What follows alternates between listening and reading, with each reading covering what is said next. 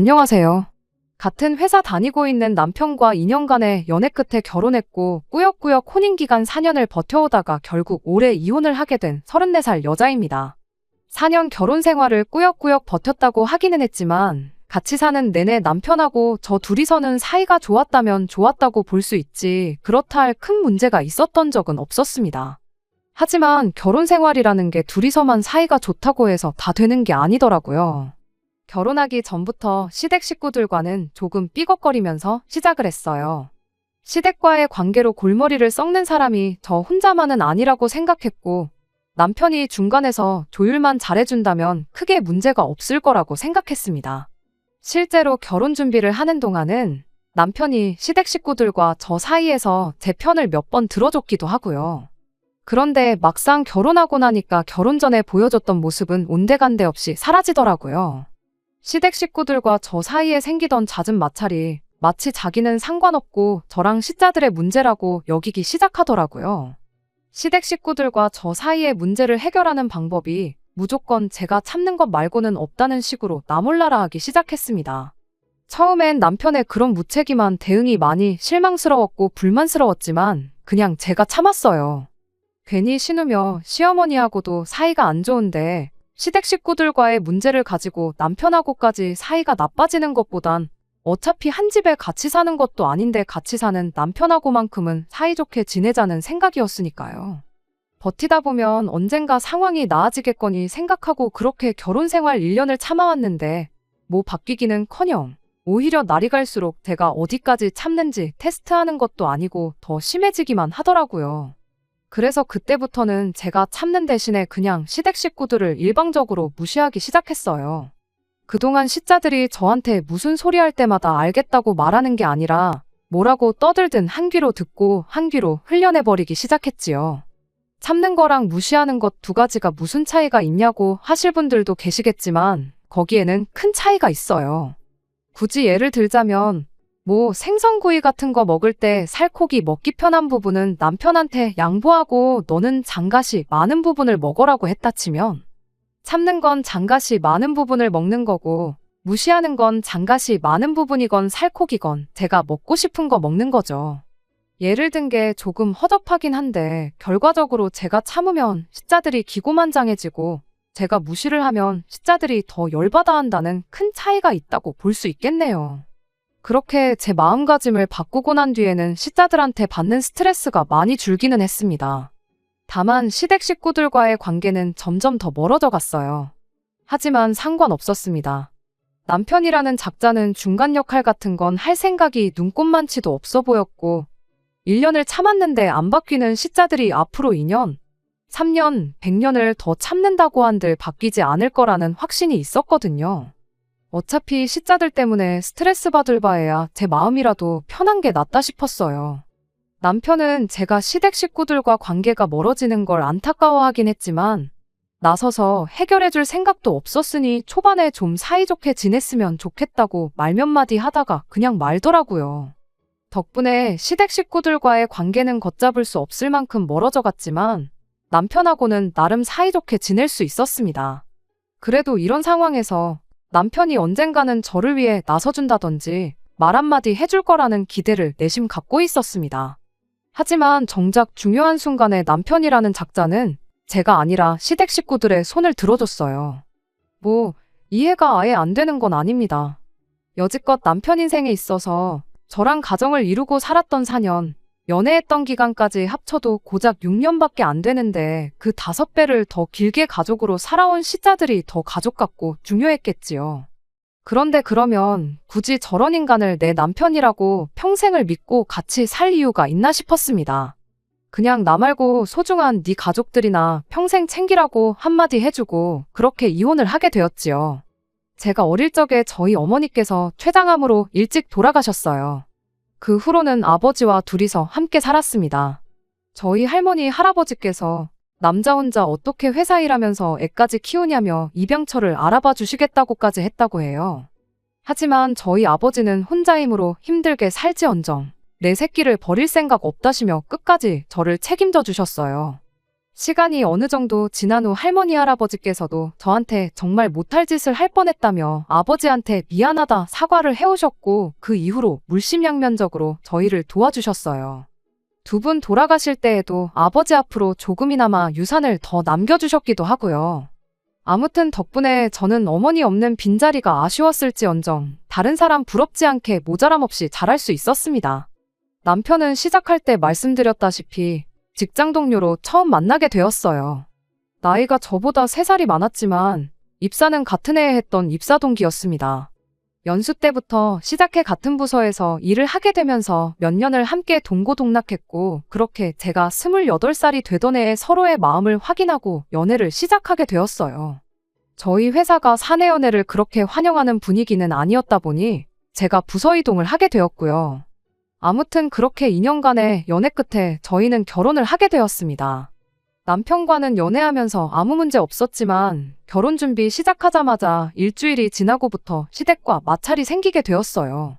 처음 시댁에 결혼 허락을 받으러 찾아갔을 때만 해도 저는 시댁 사람들이 참 좋은 사람들이구나 생각할 만큼 아무런 문제가 없었습니다.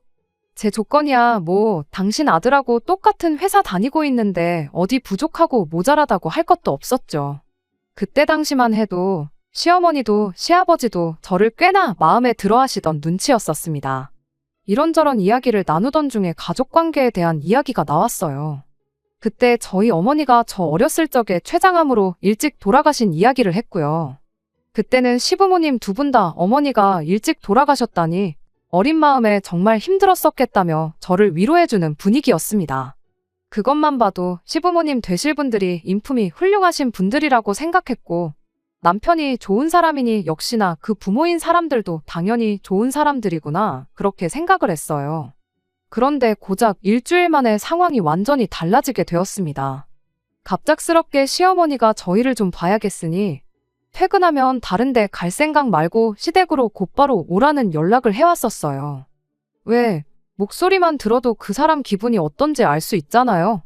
무슨 상황인지는 전혀 짐작이 가지 않았지만 시어머니 말투가 다급하고 잔뜩 열이 받아 있는 느낌이었다 보니 퇴근하자마자 남편과 부랴부랴 시댁으로 향했습니다.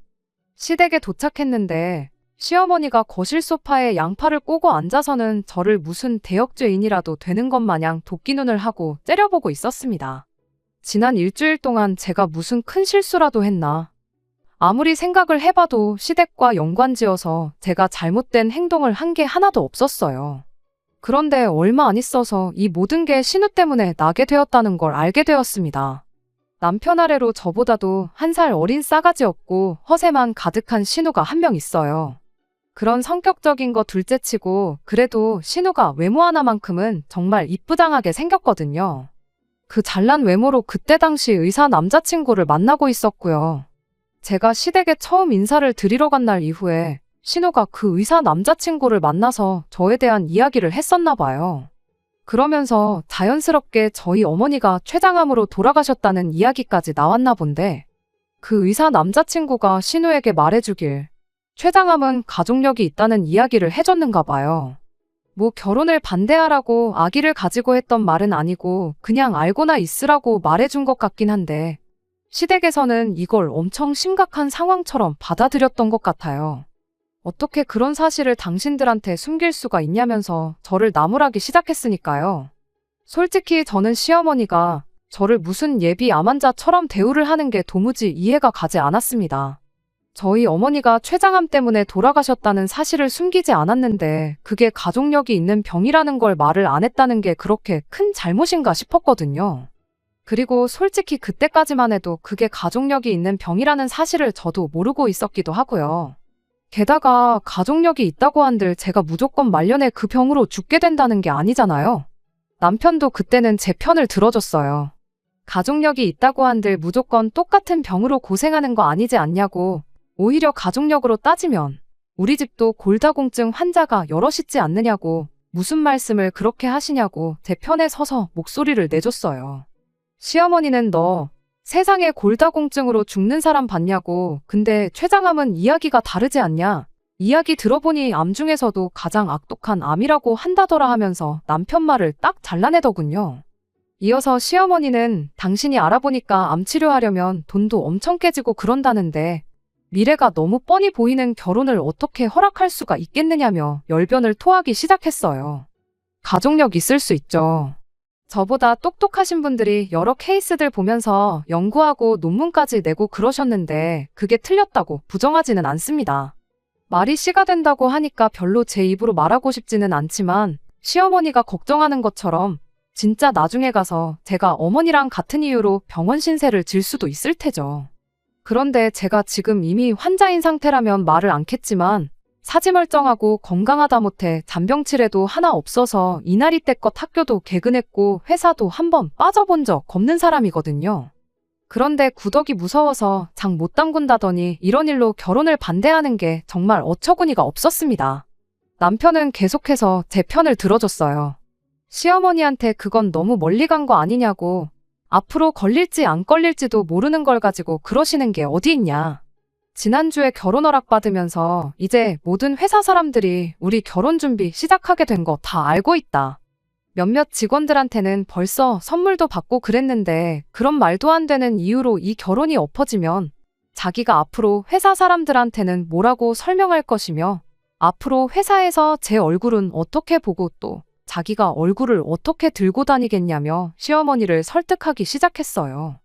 남편이 그때 파혼을 하기 싫어했던 이유가 시어머니의 황당한 억지를 받아들일 수 없다기보단 다 회사에서 자기 체면 때문에 그랬다는 게 참 어떻게 보면 우리 결혼의 끝은 이미 그때부터 정해져 있던 거나 마찬가지가 아니었나 싶지만 솔직히 저 또한 이렇게 파혼하면 회사 사람들한테는 어떻게 설명을 해야 하나 그 생각을 했었으니 이 부분에 대해서는 저도 할 말이 없네요. 아무튼 어이없는 이유였지만 어쨌든 집안 반대에도 불구하고 남편이 계속적으로 시어머니를 설득했어요. 자식이기는 부모 없다는 말처럼 결국 남편은 시어머니의 허락을 받아냈습니다. 지금이야 이혼했지만 그때 생각하면 남편에게 확실하게 고마운 마음도 있었어요. 부모님의 뜻을 꺾어가면서까지 저와 결혼을 하겠다는 사람이었으니 앞으로 제 결혼 생활은 행복할 것이라 믿어 의심치 않았죠. 시어머니가 반대하던 결혼을 다시 허락해주면서 내건 조건이 하나 있었어요. 결혼 후에는 각자의 수입을 각자가 서로 관리할 것이었습니다. 더 쉽게 풀어 말하자면 결혼식 올릴 때까지 들어가는 비용은 같이 부담하되 결혼하고 나면 네 돈은 네 돈이고 내 돈은 내 돈이다. 확실하게 선을 그어서 살라는 말이었습니다. 설명해주지 않아도 딱 감이 오는 게 있었어요. 만에 하나 가까운 미래던 먼 미래던 간에 제 몸에 이상이 생기거든. 내 아들이 피땀 흘려 벌어온 돈으로 입원할 생각 말고 병원비나 치료비 모두 제가 모아놓은 돈으로 부담하라는 뜻이었습니다. 다만 당장 결혼할 때 들어가는 비용은 얼마가 들어갈지 모르는데 일단 큰돈이 들어갈 것 같으니 그건 같이 부담하라는 소리겠고요. 거기까지는 알겠다고 했습니다. 제가 미래에 아프지 않는다는 확신은 없었지만 솔직히 사람 일이 어떻게 될지 누가 아나요. 평생을 담배 한 대 입에 물어본 적 없는 사람도 폐암에 걸릴 수 있다잖아요. 그저 남편이 저를 위해 이만큼 해줬으니 저도 어느 정도는 양보하는 게 맞다고 생각했습니다. 대신 저도 무조건 시어머니 말을 따르지는 않았습니다. 결혼할 때 결혼 비용은 같이 부담하라고 하셨는데 그것까지 따로 하겠다고 했지요. 저희 아버지가 할머니 할아버지 돌아가시면서 두 분 살고 계시던 아파트를 물려받으셨거든요. 아버지는 항상 결혼하면 그 집을 저한테 주겠다고 하셨고요. 그래서 거기에 신혼살림을 차리기로 했어요. 대신 증여를 받는 게 아니고 아버지가 남편한테 전세를 주는 걸로 하기로 했습니다. 모자란 전세금은 남편이 남편 이름으로 대출을 받아서 남편 혼자 갚기로 했고요. 나중에 시어머니가 제게 어떻게 하는지 봐서 그 후에 아버지한테 집을 받게 되면 남편 돈은 남편에게 돌려주고 명의를 공동명의로 할 생각이었어요. 남편도 어쨌든 집을 그렇게 마련하게 된다면 돈을 엄청 아낄 수 있다는 걸 알았기에 아무 불만 없이 그렇게 하겠다고 했고요. 조금 복잡하긴 했지만 이렇게 이혼하고 난 지금 와서 생각해보면 그때 그렇게 하길 정말 잘한 거라는 생각밖에 들지 않네요. 아무튼 저희는 그렇게 결혼을 하게 되었습니다. 이왕 결혼했는데 시어머니가 저한테 조금 마음을 열어주면 좋겠다 싶었지만 현실은 그렇지 않았어요. 처음에 말씀드렸던 것처럼 시어머니는 별것도 아닌 일로 꼬투리를 잡으며 저한테 모질게 굴기 시작했습니다. 싸가지 없는 신우까지 가세해서 저를 벌써 환자 취급을 하면서 시어머니한테 힘을 보태줬고요. 그토록 힘들게 저를 위해 결혼을 허락받아와줬던 남편은 언제 그랬냐는 듯 저 시자들과 저 사이의 갈등에 자기는 마치 제 3자인 척 모르쇠로 일관하기 시작했습니다. 남편은 저한테 어차피 저런 사람들인 거 알고 결혼한 거 아니냐고, 자기가 뭐라고 해봐야 씨알이나 먹히겠냐며 차라리 제가 참으면서 사는 게 방법이라고 했어요. 그래도 언젠가는 시댁 식구들과 잘 지내보고 싶은 제 마음이 전해지지 않겠냐.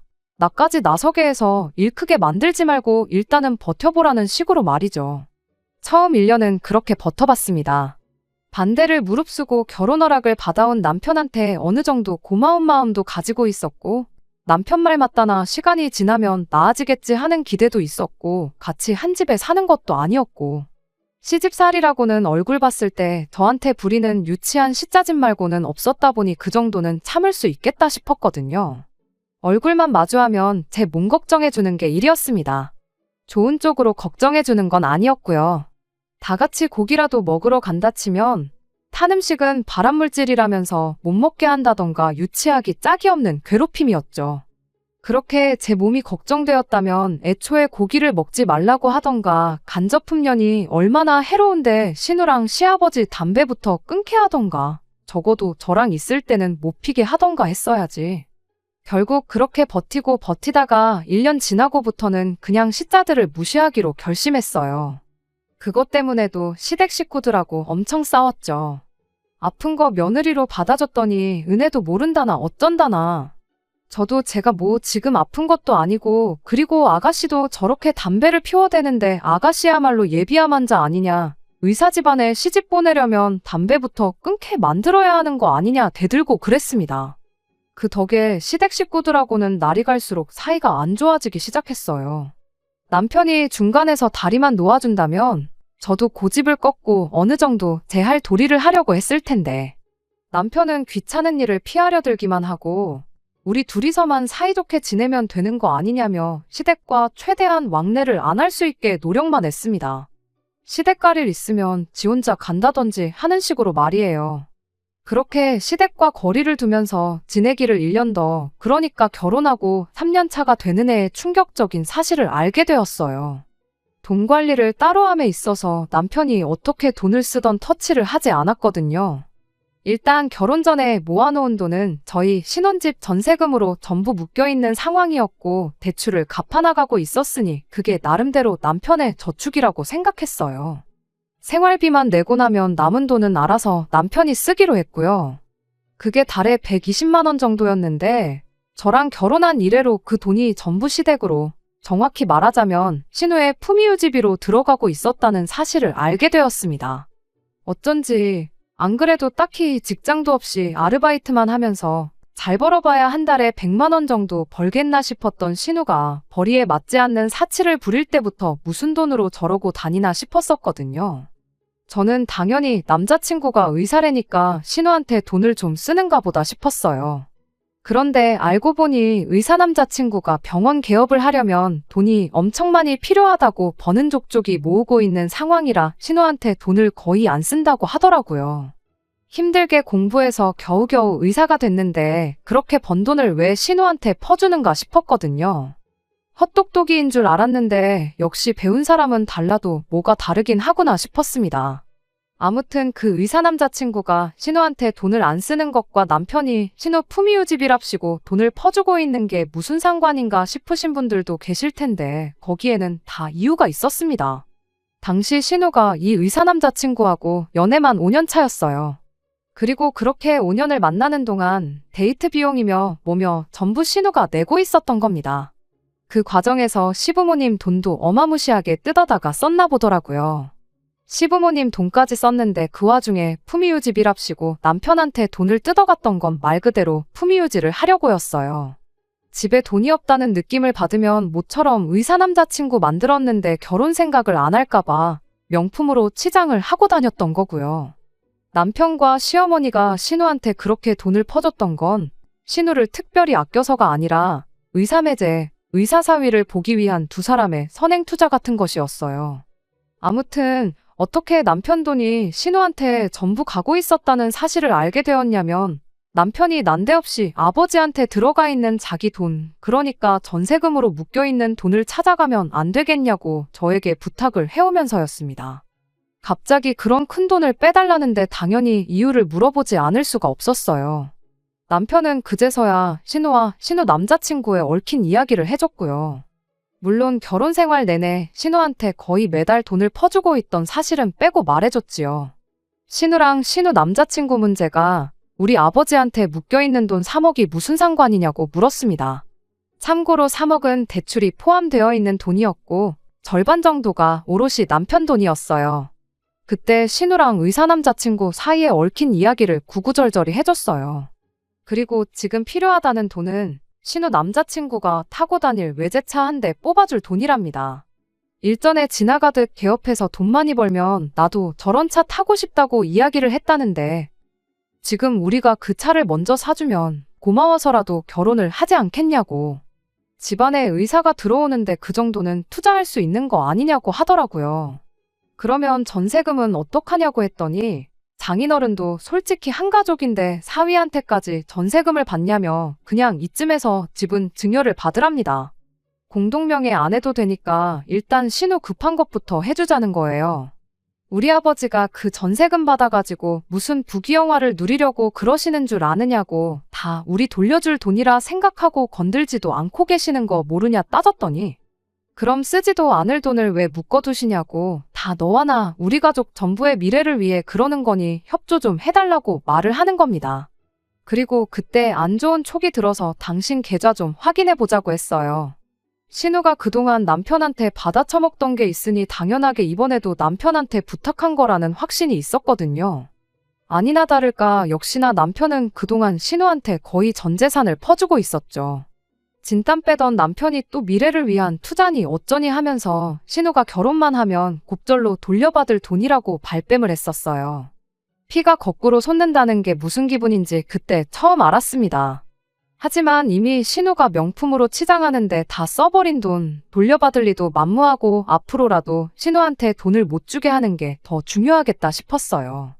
어차피 따로 관리하기로 했던 돈이었고 저금 하나 없는 게 아쉽긴 했어도 자기 용돈을 쓰고 싶은데 쓴 거라고 생각하고 넘어가기로 했죠. 그래도 이혼당하기는 싫었었는지 고분고분이 앞으로 신우한테 돈을 주는 일은 없을 거라고 약속을 받아냈습니다. 그러면서 자연스럽게 경제권까지 제가 가져오게 되었어요. 시댁에서는 난리가 났죠. 당장 외제차만 뽑으면 결혼을 할 수 있을 거라고 생각했는지 저보고 신우 잘 되는 꼴이 얼마나 보기 싫어서 협조를 안 하는 거냐며 고래고래 소리를 지르더라고요. 여태까지 남편 돈 뜯어간 거면 충분히 협조할 만큼 했다 싶고 설령 아가씨가 그 의사 선생님하고 잘 된다고 해도 나는 거기에서 떡고물 하나 얻어갈 생각 없으니까 그리 알라고 했습니다. 이러나 저러나 남편 돈은 제가 쥐고 있었으니 시댁에서는 열불이 터지겠지만 아들을 이혼시키기 전까지는 어쩔 수 없는 걸 알고 금세 포기를 했어요.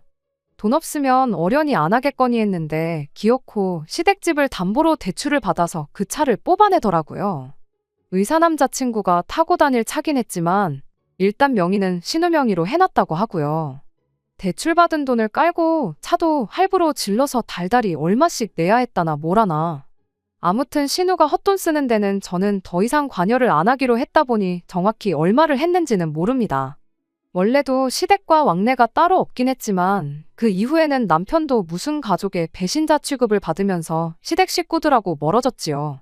어차피 안 좋은 사이인데 더 나빠져봐야 뭐가 다르겠냐 싶었는데 그로부터 반년이 채 지나지 않아서 시댁과는 연을 끊게 될 정도로 사이가 나빠지게 되었습니다.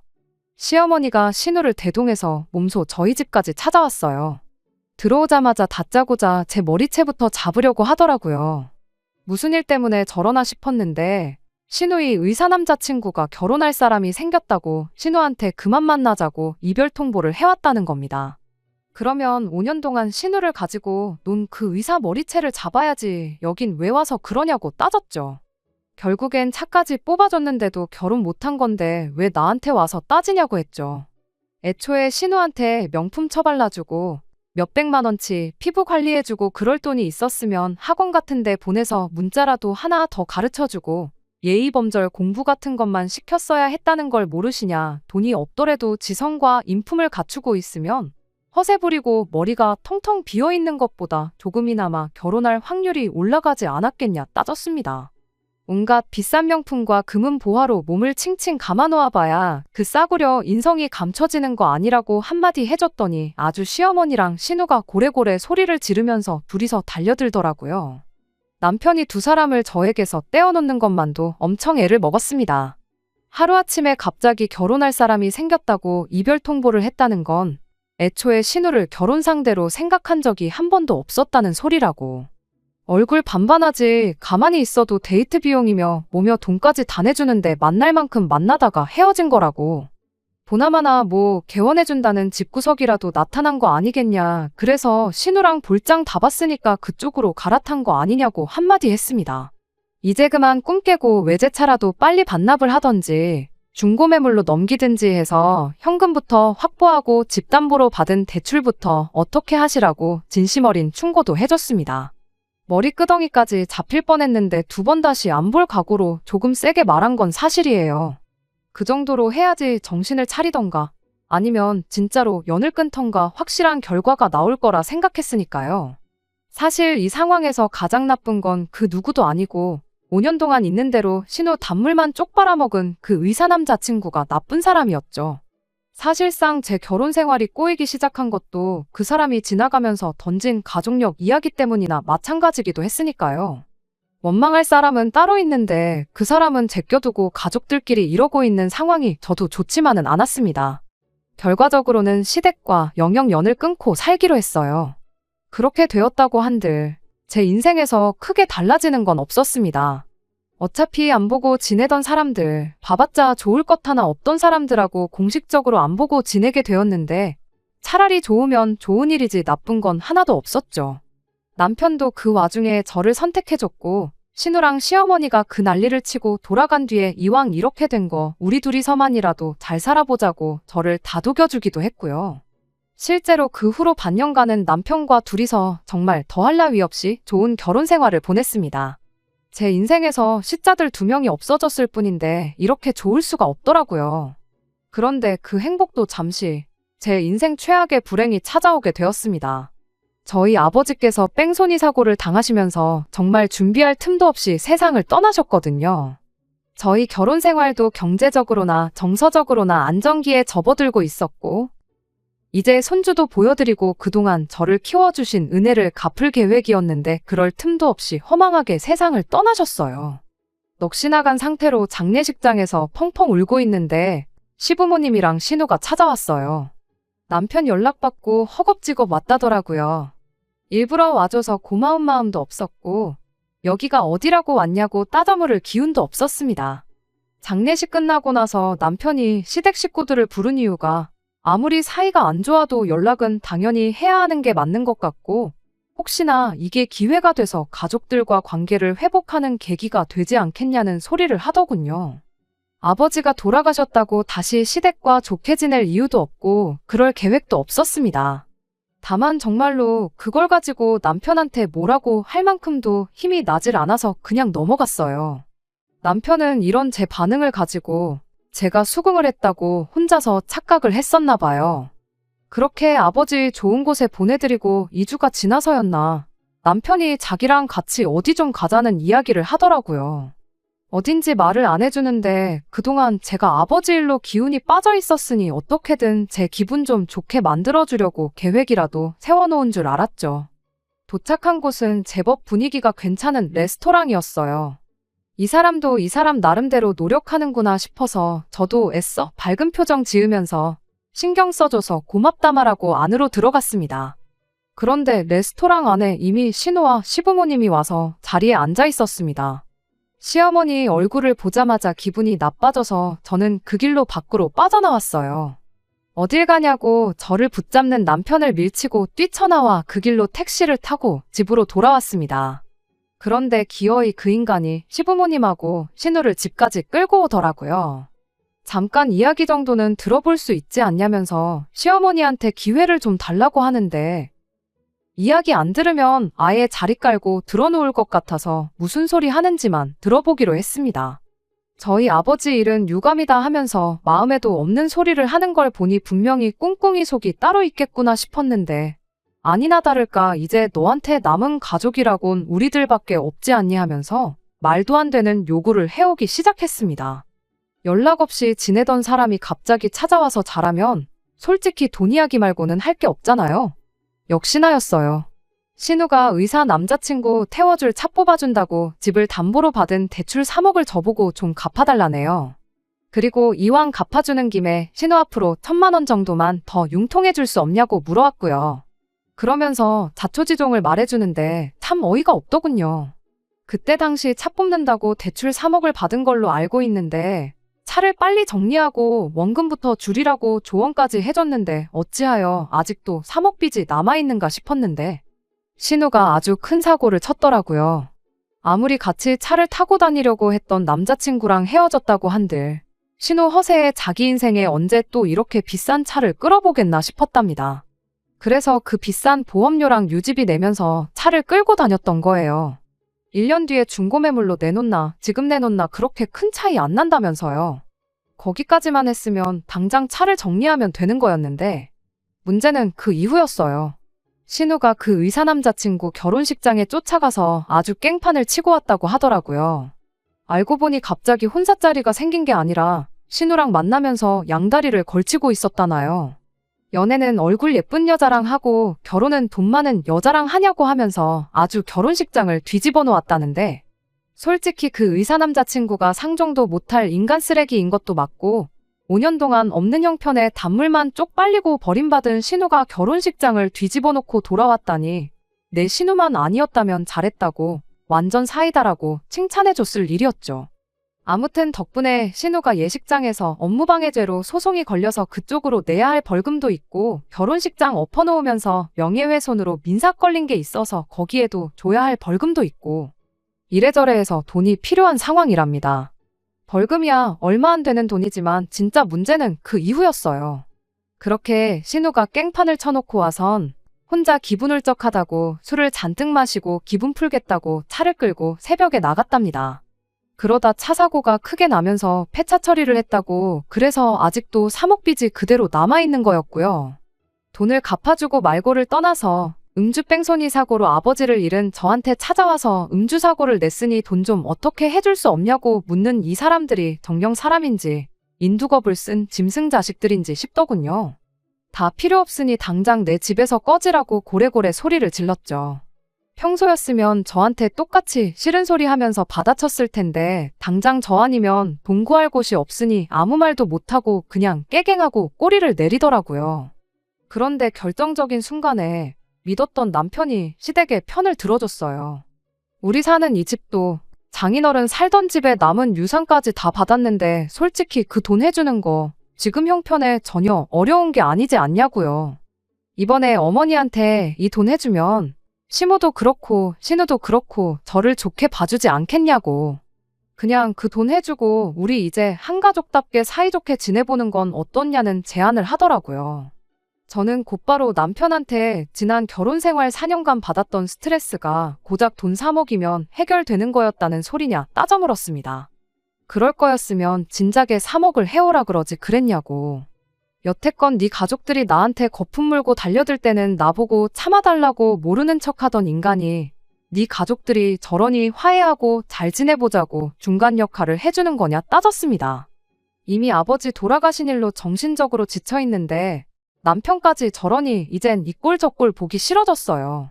그래서 그냥 이혼하자고 했습니다. 마침 아버지한테 전세금이라고 묶인 게 3억이지 않냐. 그 돈 그대로 돌려줄 테니 그걸로 니네 엄마 빚도 갚아주고 네 동생 합의금도 내주고 알아서 하라고 했죠. 그랬더니 신우가 옆에서 TV에서 본 건지 어디서 주워 들은 건 있어가지고 지 오빠한테 이혼하라고. 이혼하면 우리가 더 이득이라고 아주 불난 곳에 기름을 붓더라고요. 뭐가 이득이라고 생각했나 했더니 이혼해서 재산 분할을 하라는 겁니다. 집이 두 채에 여태 모아놓은 돈까지 생각하면 지들이 훨씬 이득이라는 거죠. 어이가 없어서 정말 뭘 똑바로 알고나 말하라고. 아버지가 물려주신 재산은 분할 대상에 포함되지도 않을 뿐더러 니네 엄마가 결혼 전부터 돈 관리를 따로 하라고 못을 박아준 덕분에 아마 각자 재산도 분할 안 하게 될 수도 있는 거 모르냐고요. 아니, 혹시 모른다고. 결혼하고 나서 모은 돈은 각자가 관리했지만 그 돈을 아가씨 외제차 뽑아주는데 홀랑 날려먹을 뻔한 걸 내가 막아주지 않았냐. 그럼 기여도를 어느 정도 인정받을 것 같은데 그럼 재산을 나눠서 득을 보게 되는 건 네 오빠가 아니라 내가 될 것이라고 한마디 해줬죠. 그리고 그 꼴을 보니 저 시자들이 내가 그 돈을 해준다 한들 관계 회복은커녕 더 기고만장해지겠다는 생각밖에 안 들었고 이혼이라는 결정에 더욱더 확신을 주게 되었습니다. 남편은 그 와중에도 이혼이 무슨 소리냐고, 이혼하면 회사 사람들한테는 어떻게 설명할 거며 회사에선 어떡할 거냐고 되묻더라고요. 그건 그때 가서 알 일이고 이혼한 마당에 회사 사람들한테 네 체면까지 챙겨줘야 되냐고 그냥 있는 그대로 가감없이 말해줄 테니까 네 체면은 네가 알아서 찾으라 한마디 해줬습니다. 이혼 선언을 하고 남편도 시댁으로 보내버렸어요. 아버지가 맡아두고 있었던 남편 돈은 정말 고스란히 통장 내역에 입금 내역 말고는 아무 기록도 남지 않도록 모아두셨더라고요. 그걸 보니까 눈물이 다 나올 지경이었어요. 그저 저희 행복하기만을 바라셨던 아버지께 괜히 죄송스러워서 그랬나 봐요. 아무튼 그 돈은 그대로 남편한테 돌려주고 이혼했습니다. 소송으로 갈 경우에 자기가 불리한 입장이란 걸 알았는지 순수하게 합의 이혼해줬어요. 그냥 소송으로 가서 시자들한테도 위자료 좀 받아낼까 했는데 하루라도 그 집구석 인간들 얼굴 안 보는 게 제 정신건강에나마 더 좋을 것 같아서 그냥 순순히 합의해준다고 할 때 도장 찍고 갈라섰습니다. 저희 이혼하고 나서 회사 사람들한테 엄청난 관심이 쏟아졌어요. 말했던 대로 가감없이 있었던 일 전부 말해줬고요. 저희 이혼 소식에 회사에서 알게 모르게 연애하던 사내 커플들이 전부 헤어졌다는 이야기도 들었습니다. 혹시나 잘못됐을 때 회사에서 다시 얼굴 마주 대할 자신이 없다나요. 몇몇은 저보고 멘탈이 대단하대요. 남편 꼴 보기 싫어서라도 회사를 그만둘 텐데 꾸역꾸역 다니고 있는 게 대단하다고요. 내가 뭘 잘못했는데 힘들게 들어온 회사까지 관둬야 하냐고. 그리고 한 명이 그만둬야 한다면 유책 배우자나 마찬가지인 남편이 그만두는 게 이치에 맞는 거 아니냐 하니 다들 그렇다 하고 웃고 말았습니다. 남편은 그 이후로 회사에서 몇 번이고 얼굴을 마주쳤어요. 피부도 푸석푸석해지고 눈 밑에 다크서클도 거의 콧잔등까지 내려온 게 제대로 잠을 못 자는 것 같아 보였는데 직장 동료 중 한 명이 남편 이야기를 제게 해주더라고요. 얼마 전에 남편이 대리운전을 하고 있던 걸 봤다고요. 당장 시댁에 갚을 돈이 한 푼 두 푼이 아니니까 남편이 투잡까지 뛰면서 죽어라고 벌고 있는 실정인가 봅니다. 하기야 빚 갚아주고 월급으로 신호 허용 떠는 거에 심호 생활비까지 내주면서 자기 미래 준비하려면 그 정도는 당연히 해야겠지요.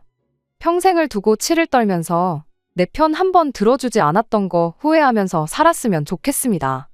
이렇게 이혼하게 된 게 그렇게 후회가 되지는 않아요. 생각보다 회사 사람들의 저희를 향한 관심이 훨씬 빨리 끊어지게 되었고 그 집구석에서 시자들한테 시달리는 걸로 모자라 내 돈에 아버지 유산까지 뜯기고 살았다면 아마 가족력이 아니더라도 없던 병까지 얻어서 제명에 못 살았을 게 분명하니까요.